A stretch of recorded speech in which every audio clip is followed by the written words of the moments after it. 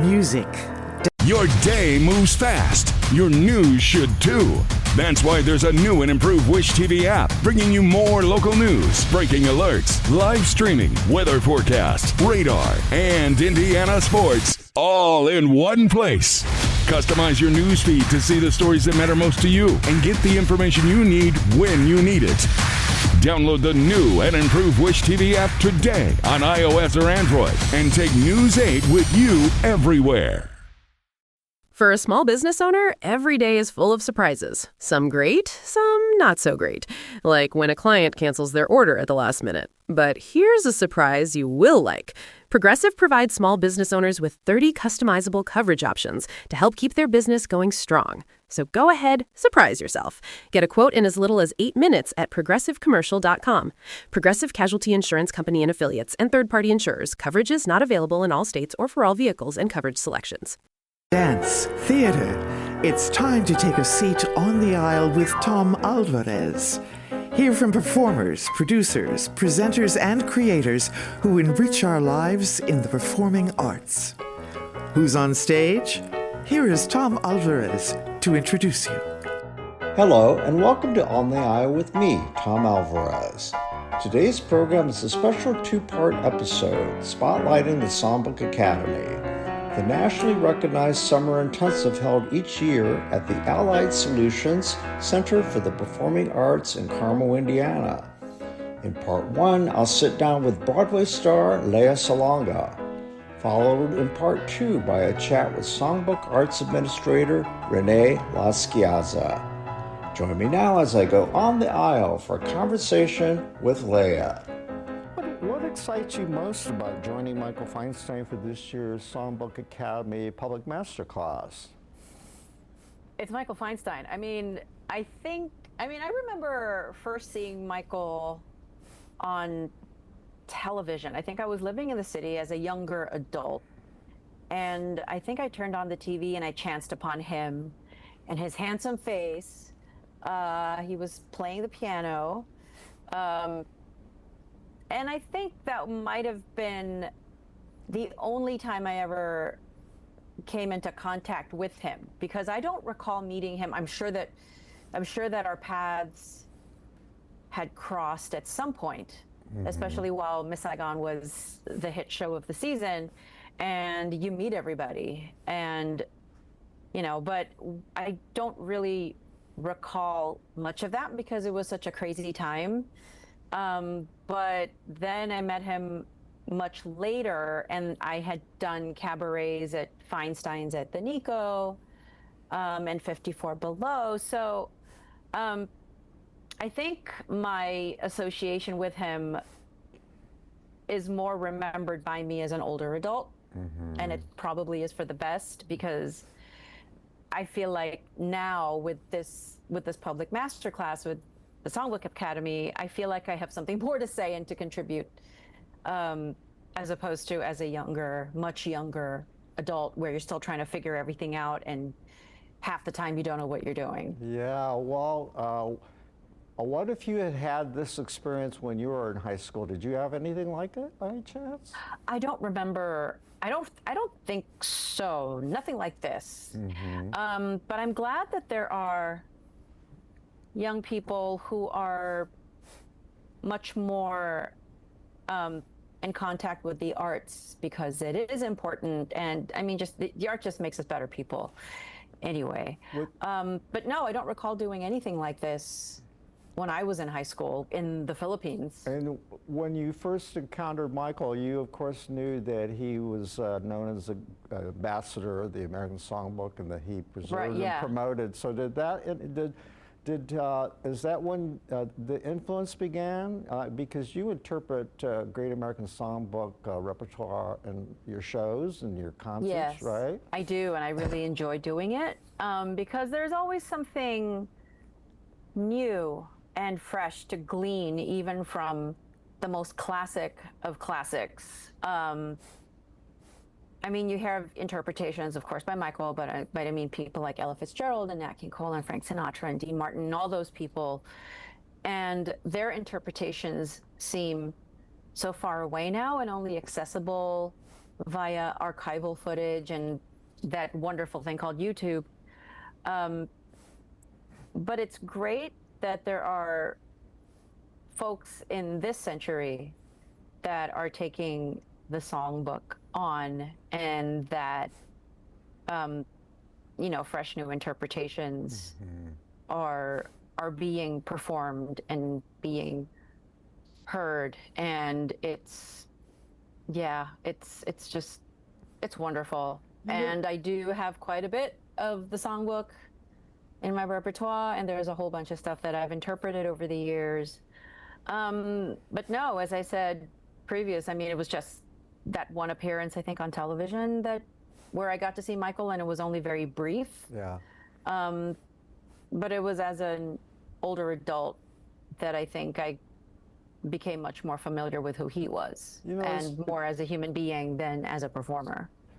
As far as master classes going, I've covered this event for a long time, since its beginning, like 15 years ago, I believe. I think it's like, but in any case, I've been to those master classes, and I've gone to like the showcase and the final performance later, and I have seen how they took certain tips or guidance from mentors, and they used them in the final product, and it's extraordinary. That they took that direction and they listened to y'all. So it's great when they're able to, when we feel like we were able to contribute to a young person's performance. You just hope that that there is something in the nugget. There's a nugget of advice that we were able to pass along, because you never really know if something resonates with one of these interpreters. I have noticed some mentors, they help with the broad range of things, even how to hold a mic, where to stand. Of course, how to interpret a lyric, how to tell a story. What is your favorite? What do you like to pass along the most? I like passing along, I ask a lot of questions of a student. I ask, if with relation with the song, if the song, say, is a romance, then I ask, have you been in any kind of romantic relationship? I mean, there are young people who never have. I mean, I didn't until I was older. But my son certainly has had his, he's had his experience with romance and love. So, I'm not going to make any assumptions. So I ask a question. I ask, is there anything similar in your life that you've experienced? And I don't need to get into the nitty-gritty of the details of it, because some things are private. But I do ask the question, and if that person says yes, and then I say something to the effect of, do you remember what that felt like? Was it wonderful?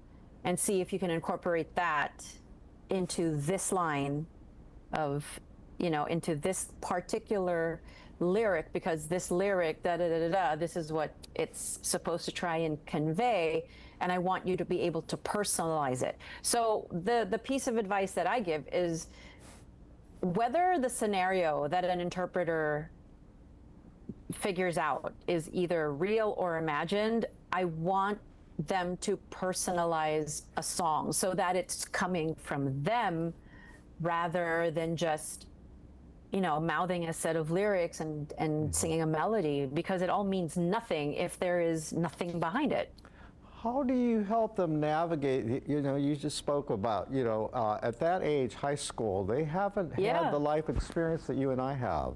They haven't experienced God, I hope not. Love, loss, all of the things that we experience, the good and the bad. So they have to use their imagination. How do you help them get to that place?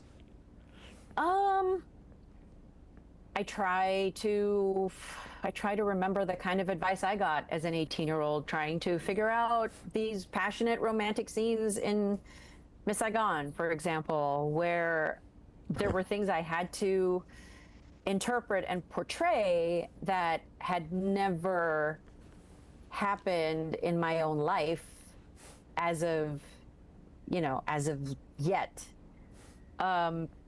And it was really hard to imagine. And I think what did it for me was having Nicholas Heitner actually demonstrate physically what he needed me to do. Yeah. But I'm not going to do that on these, on these poor children. We're not going to do that. But it's maybe pulling from a film that they might have liked, maybe pulling from something that they've seen that they might be able to place themselves in something concrete that they've, so that they're not pulling things out of thin air. Well, I mean, there's stuff that we can always figure out. Well, as you know, having performed for worldwide audiences, you've been on Broadway, that you also, besides singing, you have to know how to act, right? Yes. So and a lot of these... a little bit of acting and interpreting songbook stuff. Yeah, a lot of these kids in high school are like stars in their musical theater department, so they often bring that talent, don't they? Yes, they do. At least I would hope so. So tell me, why do you think the songbook still resonates with people? What is it about it? And it's so amazing, isn't it, that high school kids are drawn to it? Yeah. Why? Yeah. Why do you think? I think that there's something honest and very straightforward, and a lot of the songbook stuff is short. Some of the songs are interpreted without the verse, like you go straight into the meat of the song. For example, there's My Funny Valentine, which is Rodgers and Hart, and there's this verse, behold, da, da, da, da, da, da, da, da, da, da. Sometimes the song isn't even sung from there. It's sometimes sung straight from My Funny Valentine.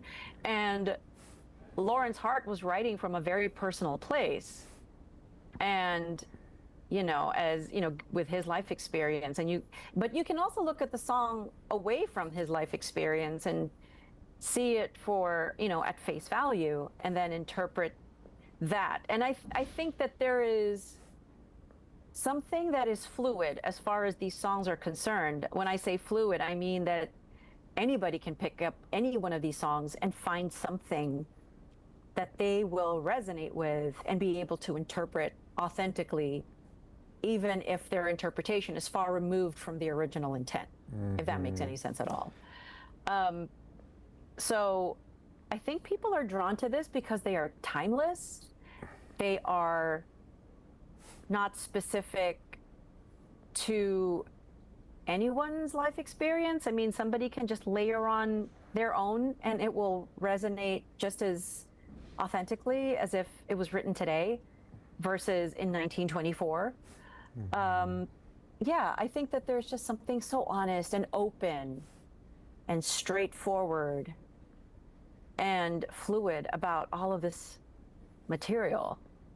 And even though they might melodically be relatively easy to sing, the lyric just opens itself up to various interpretations. And there's something really cool about that someone in 2026 will be able to find something relevant and relatable in a song written a century ago. There seems to be a trend that younger people are really looking for things from the past because of technology has made things so impersonal. Do you think that's part and of so distant and antiseptic and and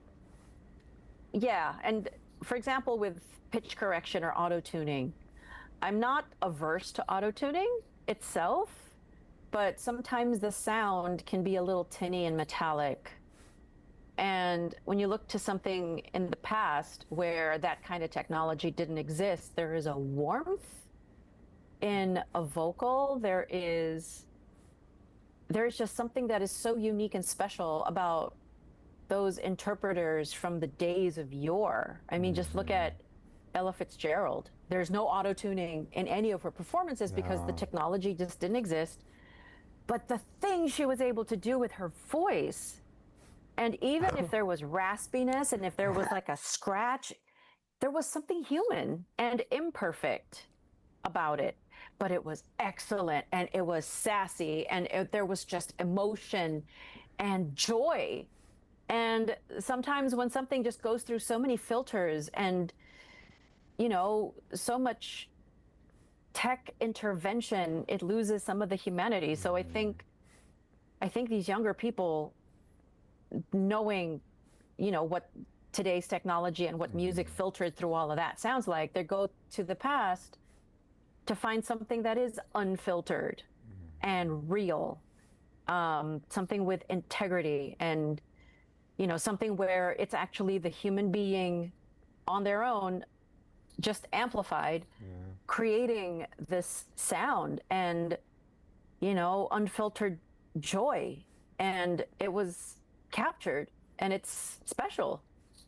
You at the master classes, you give advice about performance, but do you also, if asked, or do you ever get questions about show business? And are you happy to share that? Because in your career, obviously, you've endured a long time, but as well as I do, there's business involved, and it's a tough It's a one. business. It's tough, right? Yeah, which is why, one piece of advice I give my son, who's also an actor, who's about to go to college this fall, I say, when it comes time to pick an elective or an optional class or whatever, even if you have to stay a little bit longer, pick a business class, even just one.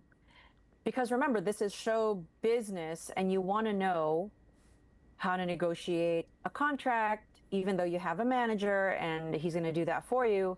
You want to know what the other side is thinking. That it isn't just about the art. You have to also think about the commerce of this, which is something that my mother was really good at. She had managed my career in the Philippines from when I started, and there was something about her that was savvy. I mean, she knew not to be too trusting of anybody. And she was just so smart. She knew about the hustle. She knew about asking for what she knew I either deserved or needed. And she was just great at it. And, she usually got what she wanted. But she was always open to negotiation, and she was smart about it all.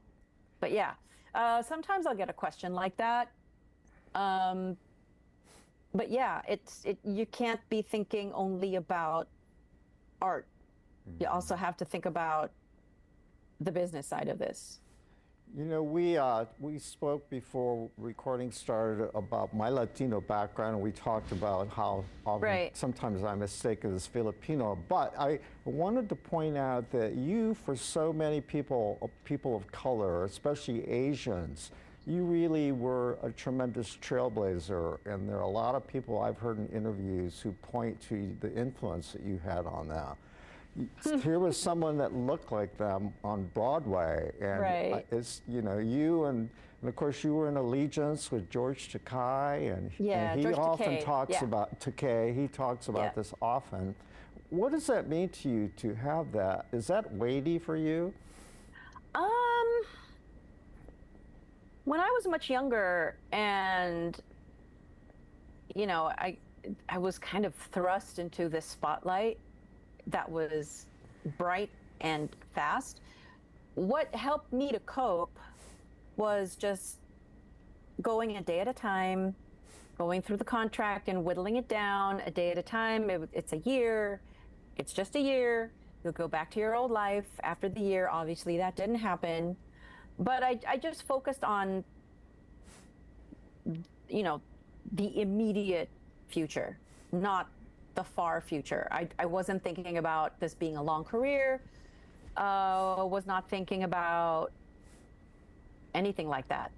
Yeah. I was only thinking about the next day or the next week. However, as I've gotten older, I realize that, a lot of the overwhelm is buttressed and supported by a very loyal fan base, especially from the Filipino community. It's supported by members of my family and my friends that as an older adult, I look back on it and am so grateful that, there was a whole community that showed up for me. And talking about George, he has pointed out quite often, especially while we were doing Allegiance, and whenever he'd come and watch me perform, say, a residency at Cafe Carlyle, he would say, the thing about you is that, meaning me, is that the community shows up for you. Your community really shows up for you. And it isn't anything I take for granted. It isn't anything that I go, yeah, they always will, you know? And I am just I'm in wonderment and in awe that there is a community that shows up for me in the way that it shows up for me. And that there are people that look up to the stage, and when they see me, they say, here's somebody that looks like me doing this, which tells me that there is a place for me at this table. And it gets me a little emotional to think about, because I never thought that would happen for me, that I would become someone that people would look to as, you know, as a reference. Well, as a reference point for this. I'm almost certain from my own experiences with audiences here that your fans are going to be there, but yeah, they're going to show up. We have to. Okay, so let me ask you: are you okay? You're not coming here to perform, but typically, sometimes the mentors sing during those master classes. Will you be doing that? I don't know that I will be. Okay. I think if it happens, it's going to just be something spontaneous, or maybe as a demonstration of a brief phrase of something for someone to kind of hear. Yeah. But I haven't prepared any sort of song numbers. Yeah, wow, but there's Michael Feinstein and Salonga on that stage, and I think that people are, gosh, I hope they like break into song. But we have a mission. Yeah, and, yeah, you know, course. we have a purpose. Okay, and so I think that has to take precedence over everything else. So what would you say to those folks who've never been to a master class? They have this, it's free, by the way. Yeah. And so what would you say to them about why they should check this out? You never know what you might be able to learn. And it's free. You know, normally a class like this would probably be offered on a college campus, and you'd have to maybe pay through the nose to have access to that. But this is free. And, you know, I'm certainly not going to hold anything back as far as whatever nuggets of wisdom I can contribute or share. If there's something that I feel I have to say, then it will be said. You know, one of the things that always amazes me about these two is the kids. In this case, there are 10 of them. They're randomly chosen. And to be up there, and you know, these audiences are getting bigger at these master classes, and they carry themselves with such poise and grace such and courage. That takes so much courage, right? It does. It does take a lot of courage to open yourself up to someone tinkering with, you know, like you've built your car and now somebody's going to come in and tinker with it. Yeah. You got to be okay with that. And that takes a lot of humility, and it takes a lot of grace, and it does take courage. Okay. Well, I hope that anyone seeing the show, I would encourage you to take advantage of it. It's rare. It's a rare opportunity to look behind the scenes and learn some of the tricks of the trade, right? Yeah, those are fun. It's fun when you figured it out for yourself, and you don't want to keep it to yourself. You don't want to be gatekeeping something that someone else would, you know, find helpful. Okay. Well, we also said before we started recording it was scorching hot in New York City, where you are now living. It's scorching hot. It's like 100 degrees. So are you going to stay put? You're not going out for a while, or do you have to? I got errands. I mean, I have a couple of errands to run today, but, you know, thankfully nowhere far. Nowhere where I'd be like, why did I even decide to do this? I don't have a long walk planned. Let's just put it that way. Well, listen, it's been a great treat talking to you, and I will be there, and I'll be writing about the experience. I covered the whole week, and So, gosh, I know they tightly schedule you, so I hope that I get a chance to say hello to you. So, Oh, hopefully, that'd be nice. I'd love that. hopefully, I can tell them that that. Anyway, so again, what a pleasure. Thank you for your time. Oh, absolutely. Join me now for a conversation with Renée Schiazza, Director of Programs at the Great American Songbook Foundation, an arts administrator, performer, and passionate advocate for arts education. Renée brings a unique perspective to the mission of the Songbook Academy to the next generation of young artists. Hello, Renée. It's so great to have you on my podcast. Thank you for taking the time to chat with me today. Absolutely, Tom. Glad to be here. Okay, so this is a busy time for you. And how many? Okay, so for our listeners, please familiarize us with the Songbook Academy. What is the Songbook Academy? And give us all the details. Yeah, absolutely. Well, the Songbook Academy is a national summer music intensive. It's the premier program of the Great American Songbook Foundation, founded by Michael Feinstein. And we are located here in Carmel, Indiana. We bring 40 students from across the country each summer to have the opportunity to work with Broadway artists and award-winning educators and vocal professionals who will help guide them in becoming the artists that they want to be and the storytellers that they want to be. So it's coming up here quickly, July 11th through the 18th here in Carmel. And give us a brief sketch of its history. Yeah, absolutely. This is the 17th year of the Songbook Academy, so we've been around for a while. Originally the Songbook Academy was created really out of the intention that if we get some high schoolers in a room and have them listen to and sing and work on this classic American popular song that has lasted for generations, that they would fall in love with this music and they would help inspire this music to live on and continue singing it in their careers. And so we've grown from a 1 week, a weekend essentially program right at the very beginning to a 1 week intensive 8 days where we bring in these high school singers who may be interested in Broadway, they may be jazz singers, they may be everything in between.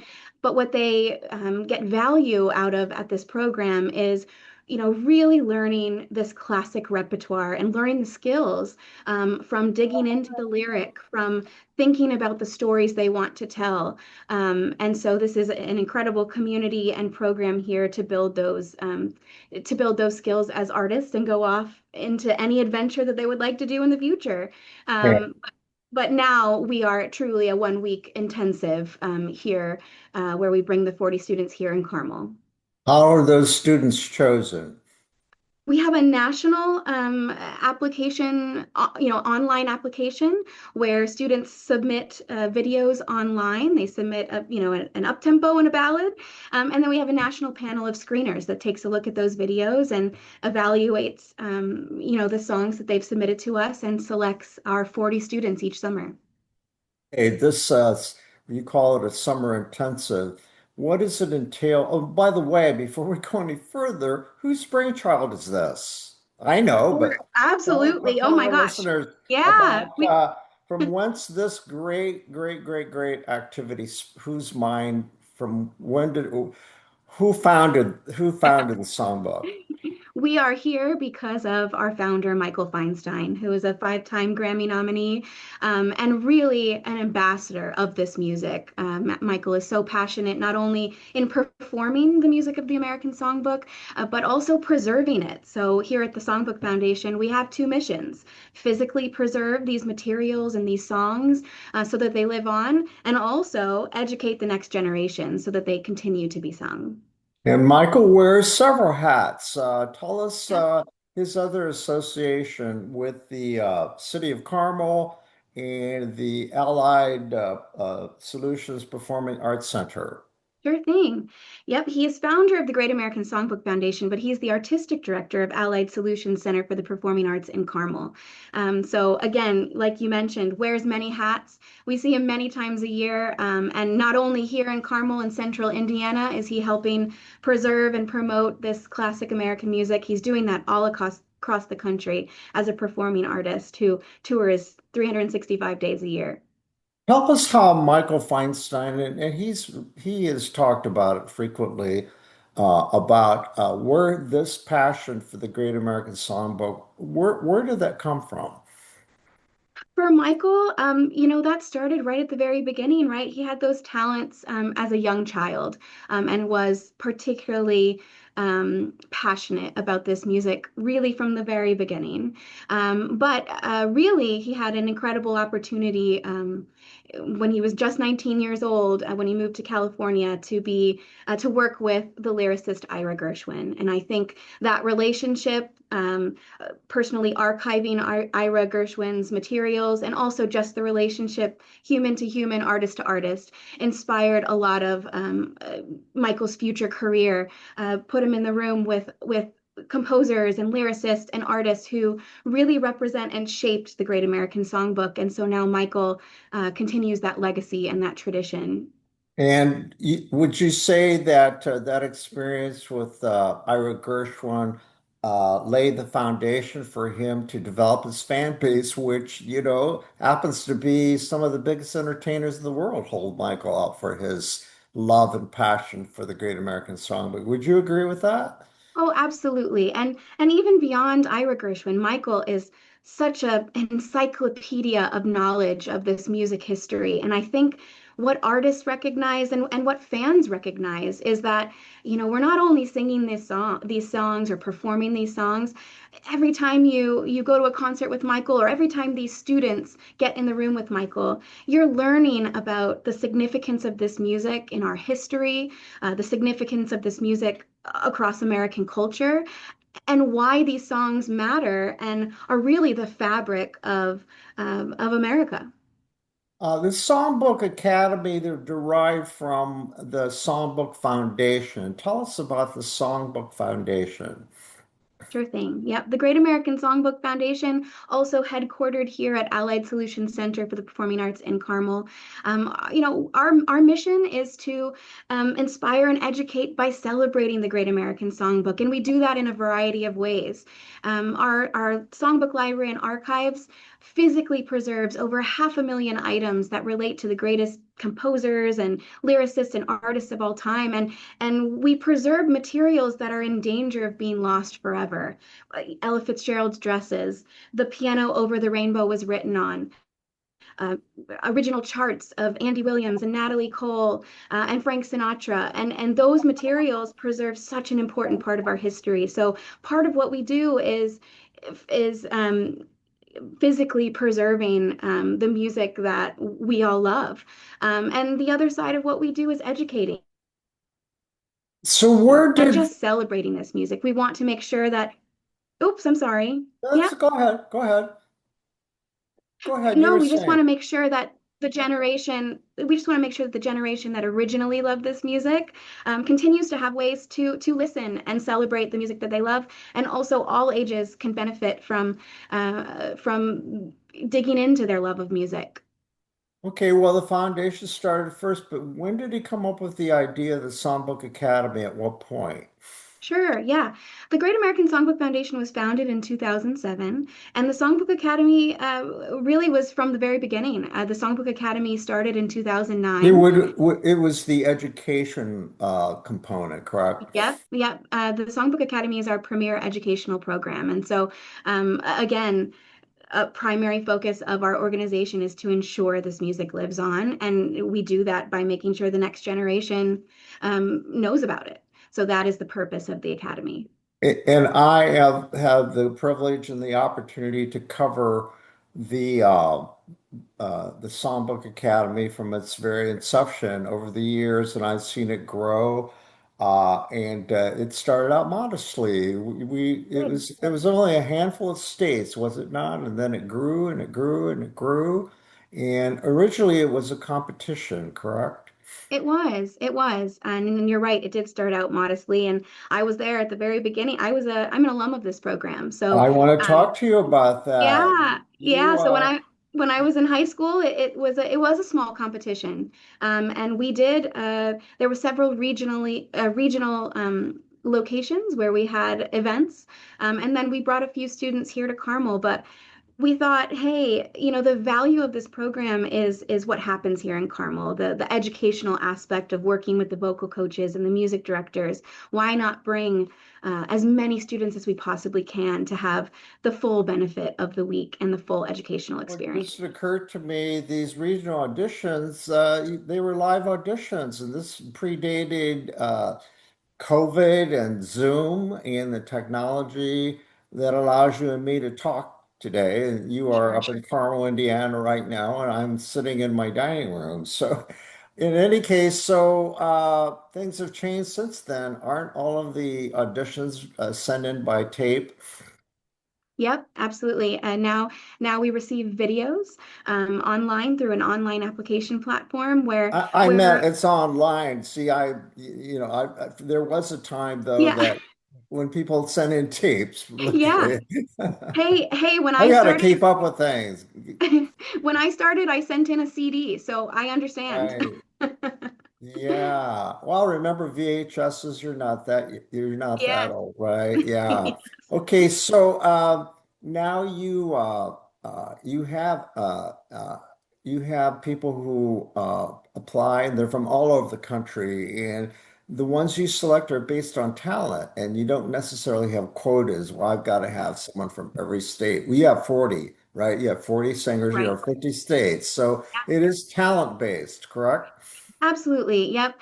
We look for great musicians and great storytellers. So those are our two primary focuses when we're reviewing those audition videos, is not only someone who is grounded in their musical technique, but the focus of this program is interpreting the lyric, is becoming a storyteller. So we look for that potential in these young musicians. I bet you these kids these days they're so much more savvy on a computer than their iPhones. I bet you the quality varies, but I bet you get some really well-produced uh, videos, do you not? Absolutely. Lighting and Yeah, yeah, absolutely. This generation has certainly editing. learned how to present themselves. But the beauty of technology is that you can certainly produce a video with that lighting, with that audio. You can also send in a video on an iPhone, Well, I right? It was going makes to it very say, accessible. you probably got some really primitive stuff, but it all boiled down to their power, their range, Yeah, their diction, whatever, right? The old abs standbys. absolutely. Yep. Not about the quality of the video, but about the quality and the potential in the young performer. So at the top of your head, we're not talking about all 50 states, but it always seems to me that you got a pretty good sampling of the country, do you not? From California to, I mean, it varies every year, but give me a sampling, give me an example of some of the entries this year. Where are they from? Yeah, sure thing. Well, we had students from over 20 states apply, but we have students from 13 states attending the program this summer. And so that's, like you said, it's from coast to coast. We have students from California, we have students from New York, we have many students from right here in central Indiana. I'll One, say you have Zionsville, Carmel, Pike. I mean, every year. I mean, what's yep, in the water in Carmel and I those know. places, Zionsville? I mean, they turn out well, is it the quality of the music programs? What's the story? Yeah, absolutely. Well, I'm a Carmel High School grad myself, and There you go. certainly had so much experience coming out of being a student of Carmel. But Well, you heard about the the song. students here in Central Indiana are incredibly talented. You you knew about the samba because you lived there, and from the time you entered high school, you were aware of it, correct? And to have that in your That's backyard, right. wow. So, but were you That's right. all Yeah. really, I when I, you know what's happening, and whoever's editing this, you freeze, and then That's why it caused me to interrupt you, and I don't mean to do that. Okay. The Gotcha. connection. Absolutely. Okay, so where was I? Anyway, let's so tell me about the mentors that you choose. But before that, let's talk about the week itself and all the activities. And of course, you know that the first episode of the first part of this podcast, we feature Leah Salonga, the Broadway star, who's coming as a mentor. And we had a delightful chat, and I wanted you to come on to give us the whole picture. And we talked about her role as a mentor, but talk about how that fits into the whole week. The public master class that Absolutely. she's conducting on Monday, the 13th. Yeah. Well, we have a variety of professionals coming to join us, and certainly one of the most exciting is Leah Salonga on that Monday, July 13th for the public masterclass. I'll just give you a good scope of the week here. So the 40 students come in, they're broken up onto 5 teams, and those 5 teams are led by a vocal coach and a music director who very intimately work with each of the students and help them develop their individual repertoire for the week that audiences will see them perform on the Payne and Mencius Palladium stage. But in addition to those faculty members, we have these incredible special guests who come and visit us for a day, and they lead a masterclass or they lead a workshop that kind of puts the icing on the cake in terms of the educational experience for these students. Leah Salonga will join our founder, Michael Feinstein, on stage on Monday for this public masterclass where we'll select 10 singers at random from our 40 who will get the chance to step on stage, sing their song, and then in real time receive feedback from Leah Salonga and Michael Feinstein in front of a public audience, which is certainly nerve-wracking, but it's exciting because this is the chance for the audience to get to see the behind-the-scenes artistic process of how a song comes together and how a performer develops their material. Go ahead, yeah. You go ahead. Yeah. So, and then after the public masterclass on Monday, we have additional guest mentors who join us every single day of the week. So, while those are not all public experiences, masterclasses like the one that audiences will see with Leah Salonga happen every day of the Songbook Academy. We have the founder of Postmodern Jukebox, Scott Bradley, joining us, as well as a wonderful singer-actress, Mickey Braden. We have Broadway star Mandy Gonzalez, incredible, a big fan of her myself, joining us on Wednesday teaching a master class, and then she'll appear alongside the students in the Thursday, July 16th showcase. And then also on Monday, we have a Broadway star, Adam Cantor, joining us. So there's a lot going on. There's a lot for the kids to learn, and it's just an exciting week. And the audience for these public events has really grown. I know from the beginning there was just a handful, and now we're talking, actually the whole orchestra section is filled with a smattering of people in the balconies. It grows every year, right? Absolutely. Yep. We continue to grow and we continue to, not only just fans here and there, but people bringing large groups from local senior living communities or just music fans coming to these events, which are, not only incredible quality, but the public masterclass and the showcase are so accessible for anyone to attend, with the masterclass being free and the showcase being just a $5. I have seen young people, but I'm always surprised. Is there a reason that you're not attracting like while they're on summer vacation? But I would think that high school music folks would, encourage students to come to those events and theater kids and whatever. Yeah. Yeah, absolutely. And we reach out to all those local music teachers and encourage them to spread the word to local students because, the performers on stage aren't the only ones who get value or who are learning in that public masterclass. Anyone in the audience, no matter how old they are, can learn something of value. And of course, I'm a member of the boomer generation, and I grew up still hearing music from the 40s, if you will, or Hmm.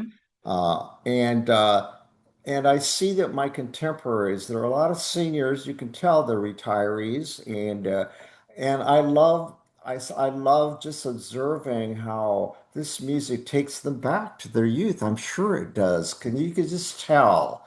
You could just tell how much it means to them and the way they acknowledge the music whenever the introduction of the composer, the song, you'll hear, oh, or Mm. something like that, a memory, of a prom or a wedding, or just it was the soundtrack of their lives. I love that.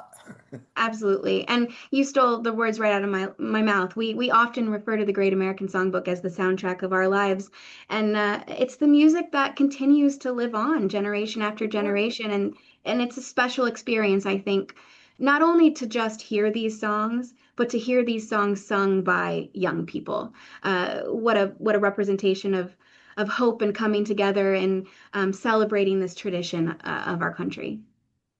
Has Michael ever made reference to, I'm sure he has, he gets asked all the time, but what is his estimation of what constitutes a song in the songbook?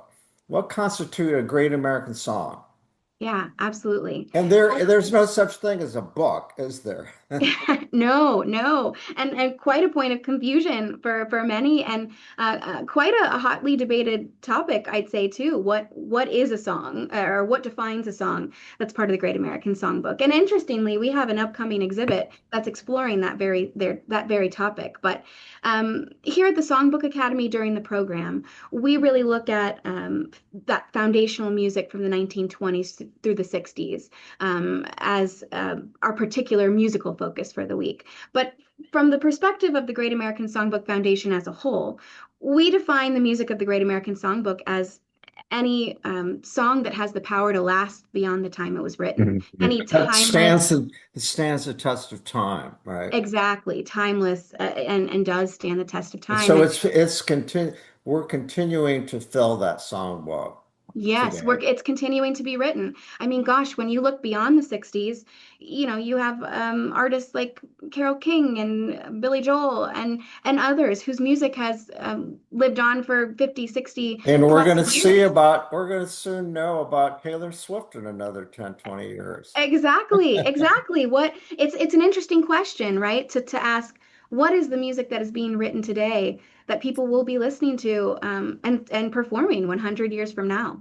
One of my favorite, one of the things that I like to point out in my coverage of the songbook is like, for any other reason, one of the biggest reasons you'll want to attend these events and to see these kids perform is you well may be seeing the next generation of Broadway stars, Las Vegas entertainer, TV, film stars, because you already have a track record of people who've gone on to establish professional careers in all those areas, right? Oh, yes. There's been I mean, I could name so many, today who are either on a national tour of a Broadway show, on Broadway themselves, recording new music, performing at iconic music competitions, performing internationally, or beyond just the performance career of it all, they've become music educators or they have become leaders of arts organizations. This community is exceptional in a variety of ways, and the journey looks different for every student, but impressive. Is the foundation gathering data about, is there any way that you can quantify or track how how the mission to preserve and promote, and one of the reasons is hopefully these kids will pass it on to the next generation. Are they doing that? Yes, absolutely. I mean, looking at our history, we've had over 500 young singers go through this program, and they are all out in the world, having careers of their own. And So I the think, tentacles are reaching further and further. yep. And you know what? There's a variety of ways that I think I could speak to the impact, right?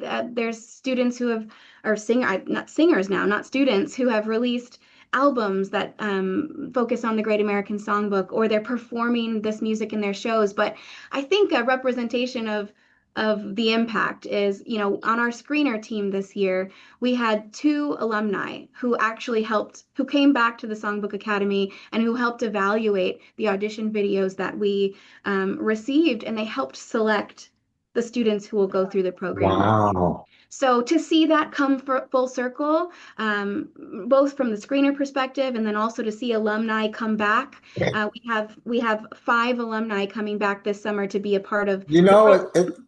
it's not going to be long before you have the kids of some of these participants showing up, right? Well, another 5, 10 years. Yeah, no, absolutely. They'll be the mentors themselves.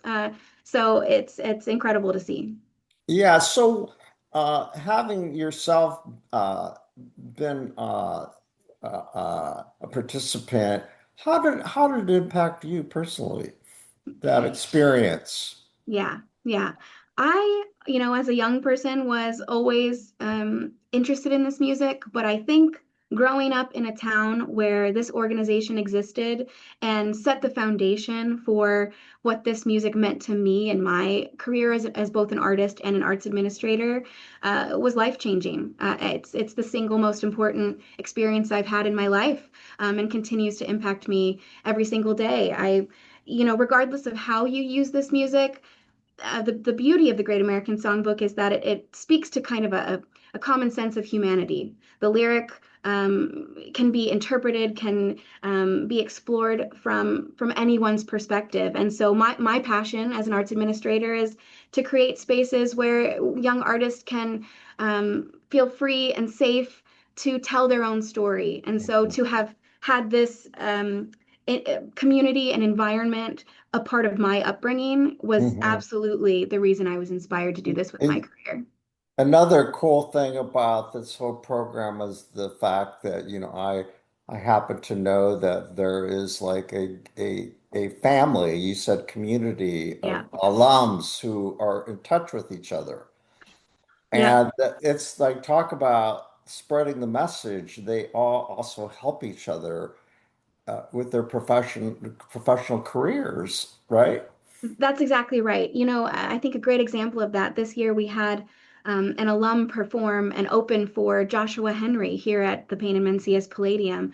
And what she did before that show was actually to call another alum who had impacted her and mentored her throughout her career to ask for advice and guidance. And so you're exactly right. Our alumni community is a family, and we see them not only wanting to spend time together, but also work together, collaborate, create new art, and they stay connected truly for years to come.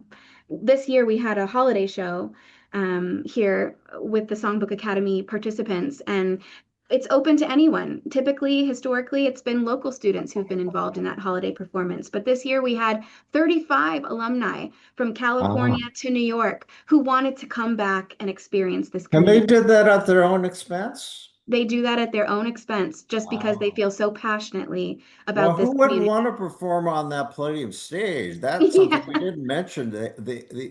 I when I have reviewed and covered performances, the biggest names in show business, they always compliment that hall as being comparable, if not better than the Carnegie and so on and so forth. People rave about musicians and singers rave about that music hall. It is truly state of the art, and I think when professional artists step on that stage, it's a Yeah. magnificent experience. But these students, when they have this experience, whether these students have performed in front of people or not, I mean, what a place to do it. Yeah, yeah. Well, this has been great. Thank you for providing a primer for my listeners and those who haven't yet discovered the Songbook Academy. So, what would you say to those who are listening about uh, any other things that I didn't touch upon that it's important for you to share with people about why they should see these or experience this week?